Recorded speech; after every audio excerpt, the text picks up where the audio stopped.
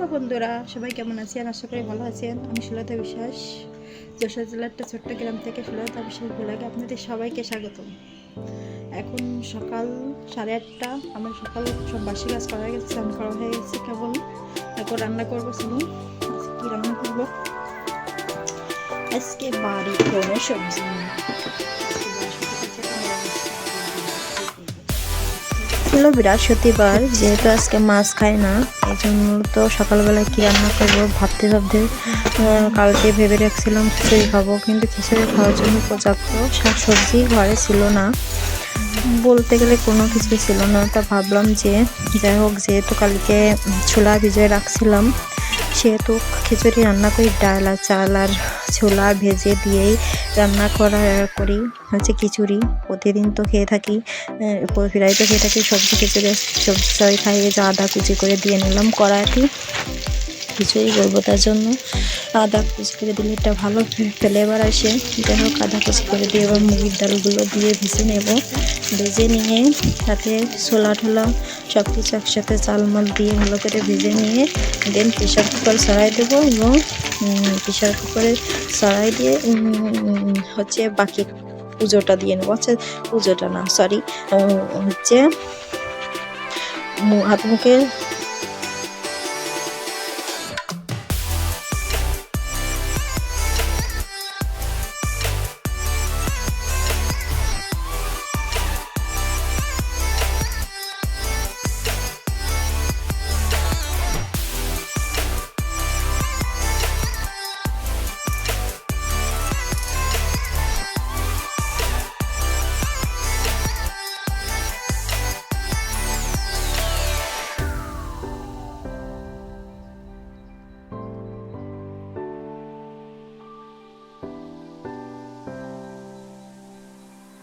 So এটা pressure কুকারে বসিয়ে দিয়ে এদিকে আমি ছেলের দুধটা রান্না করে নিচ্ছি। সেটা যেহেতু হচ্ছে ঘুম থেকে উঠেনি এখনো, উঠে খাওয়ার জন্য রান্না করবে, এই জন্য ওই দুধটুকু আমি রান্না করে নিচ্ছি। এখানে দুধটুকু আমি 4000-এ দিয়ে রান্না করতেছি। এরপরে হচ্ছে 2000-এ দিয়ে আমি হাতের মুখে একটু ক্রিম দিয়ে নেব, এবং সাথে হচ্ছে হাতটা লোশন দিয়ে নেব। আর এখন যেহেতু ফাল্গুন মাস আসতেছে সামনে, হাত পা একটু বেশি কষ্ট ধরতেছে, হচ্ছে দিন গেলে যে কতবার করতে হয়, ঠোঁটও ধরতেছে, ও একটু ফাটে, কথা ফাটে না বন্ধুরা। যাই হোক, তারপরও কষ ধরে টান লাগে, কেমন মনে হয় স্নান করিনি, কিন্তু স্নান তো সকালেই করা হয়ে যায়। যাই হোক, চলুন, দুপুরটার দিকে রান্না হচ্ছে, এদিকে আমি হাত পা একটু মিলিয়ে নিচ্ছি।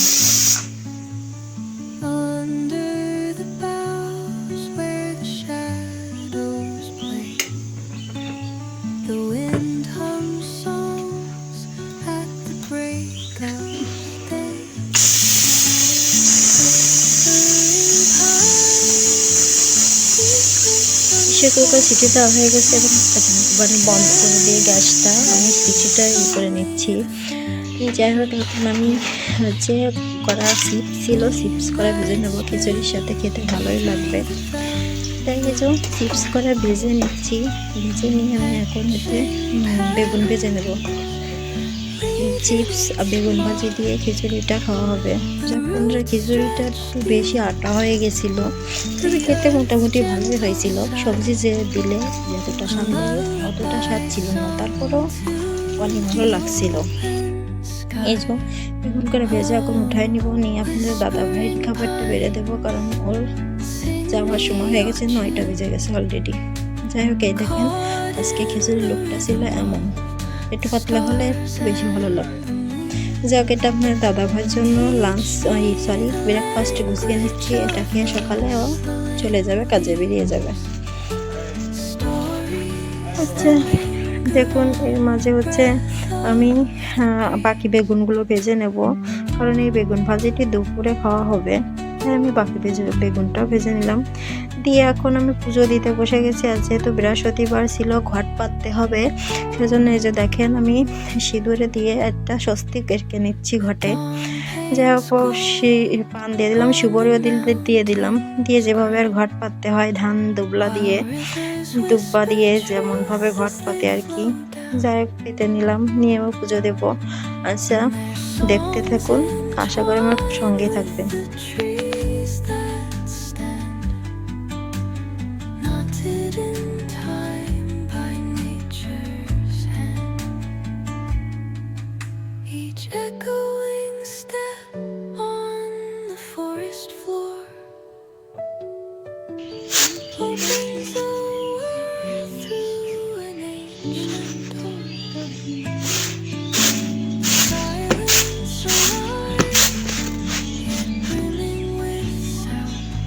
তো সকালে খিচুড়ি রান্না করেছি, আবার এখনো ডাল ডেকে করবো। হ্যাঁ বন্ধুরা, বলেছি তো আগেই কোনো সবজি ঘরে আজকে ছিল না, সব বাড়ন্ত, এজন্য আমি ডাল রান্না করবো ভাবছিলাম, সয়াবিন রান্না করবো, কিন্তু আলুও ঘরে বাড়ন্ত ছিল। যাই হোক হাটবার দিন কেনা হয়নি, এখন আমি ছিল মানে দুদিনেই ফুরিয়ে গেছে। যাই হোক এখন আমি এই ডালটাই রান্না করবো দুপুরের জন্য। আর আগে তো বেগুন ভাজি করে রেখেছি দেখেছেন, এখন ডালটা রান্না করে নেব। এজন্য ডালটা ভালো করে ভেজে ডালটা আমি এখন জল দিয়ে চড়াই দিয়ে যাব, হচ্ছে বিছানা আছে এখনো, পরে বিছানাটা তুলে নেব। ডালটা এখানে হতে থাকুক। আমি এখানে দেখাচ্ছিলাম, দেখেন আমার ওজনটা কত বেড়ে গেছে বন্ধুরা, ডাবলছেন কীরকম ফুলেছে।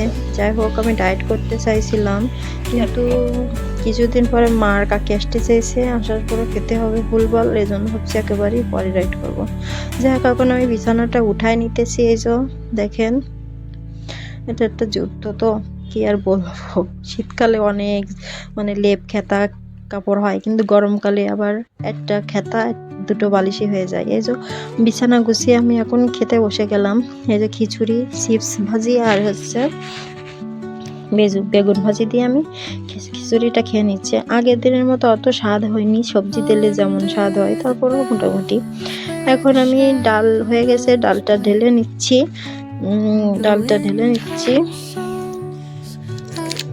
ডালটা ফুটানো হয়ে গেছে, ঢেলে নিয়েছি। আমি এখন কড়াইটা বসিয়ে দিচ্ছি, বসিয়ে দিয়ে এখন আমি ডালের ফোড়ন দেওয়ার জন্য ভালো করে তেল তাতিয়ে নিয়ে তাতে জিরে ফোড়ন দিব।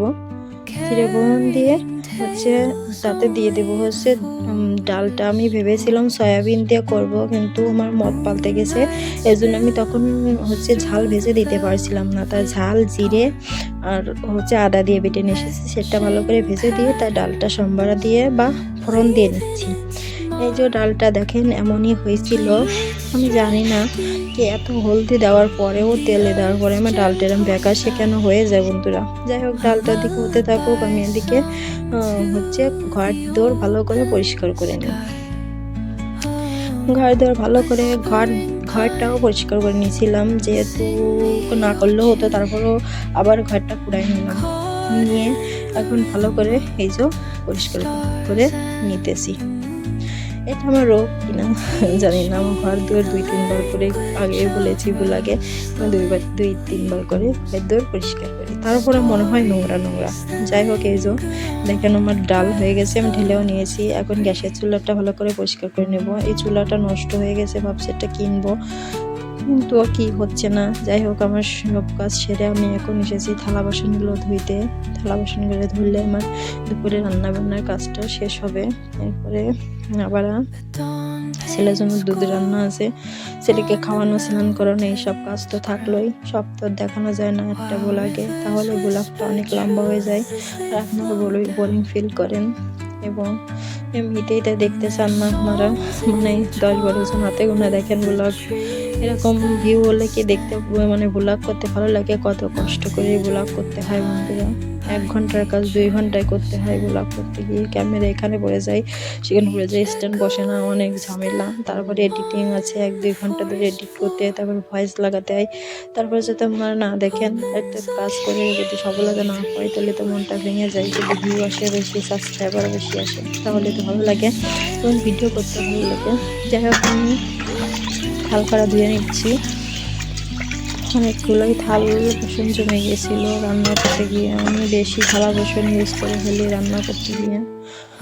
যাই হোক, আমি এখন থালা বাসনগুলো ধুয়ে নিয়ে চলে আসলাম আপনাদের দাদা ভাইয়ের লাঞ্চটা গুছিয়ে নিতে, যেহেতু আমাকে এখন দোকানে যেতে হবে।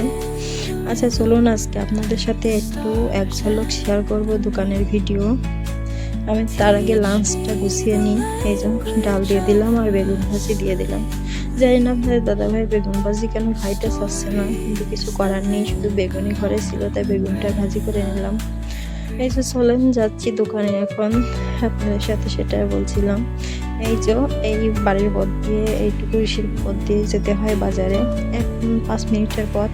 যাকে মিটে যাইতেছি তাকে দেখাছিলাম পিছনে আমার রাজপুত্র ছিল, যাকে মিটে চুরি করে রাস্তা করে ভিডিও করতে লজ্জা করছিল। এই যে চলে আসলাম আমাদের দোকানে, আমাদের মা লক্ষ্মী আমাদের কাজের জায়গায়। দেখেন এইটুকু ভিডিও করতে পারছিলাম। রাস্তাঘাট দেখ লজ্জা করে। যাক বাসায় চলে আসলাম। এই যে আমার ঝাড়ু মানে উঠান সব ঝাড়ু দেওয়া হয়ে গেছে। এখানে দেখেন ছেলে কার্টুনগুলো নষ্ট করতেছে, সেগুলো ঘরে উঠে রাখলাম। উঠে রাখে এখন আমি যাব হচ্ছে বিকালে হচ্ছে জামা কাপড়গুলো তুলে আনতে। এই কার্টুনগুলো কিন্তু 14 টাকা করে কেজি বিক্রি হয় বন্ধুরা। শুধু ছেলে এগুলো নিয়ে খেলা করবে আর ফেলে দেবে। যাই হোক বিকেলে এখন জামা কাপড়গুলো উঠায় নিই। এই জায়গাটা একটু রোদ পড়ে, তাই এখানে আমি একটা দড়িটা নিয়ে নিয়েছি, এখানে জামা কাপড়গুলো মিলে দিই। আমাদের বাসার মধ্যে এই যে এখানে একটু রোদ পড়ে না, তাও যে করা ছিল সে করা উঠায় নিলাম। এই যে এখন গেটটা দিয়ে দেব, দিয়ে নিয়ে পর্দাটা টেনে নিয়ে এখন দুধ, আজকে আমি দুধ দিয়ে ভাত খাবো বন্ধুরা। খিচুড়ি ছিল দুপুরে, ওইটুকু খেয়েছি আর দুধ দিয়ে করা ভাত খেয়েছি। আচ্ছা এই ভিডিওটা এই পর্যন্ত। যদি কোথাও ভালো লেগে থাকে লাইক কমেন্ট শেয়ার এবং সাবস্ক্রাইব করতে ভুলবেন না কিন্তু বন্ধুরা। আপনাদের একটা লাইক আমার কাছে শক্তি এবং অনুপ্রেরণা। আপনারা যদি ভালোবাসা দেন তাহলে আমি আরও অনেক পথ এগিয়ে যেতে পারবো, নতুন ব্লগ তৈরি করতে পারবো, কারণ আপনারা আমার শক্তি। আর এখন কিন্তু দুধ দিয়ে ভাত খেতে খুব ভালোই লাগছিল বন্ধুরা। দুধ আর লবণ ভালো করে ভাত করে মানে মেখে নিয়ে দুধ দিয়ে লবণ দিয়ে খেতে কিন্তু সেই সুন্দর লাগতেছিল, কি বলবো বন্ধুরা। যাই হোক, I love you all, thank you.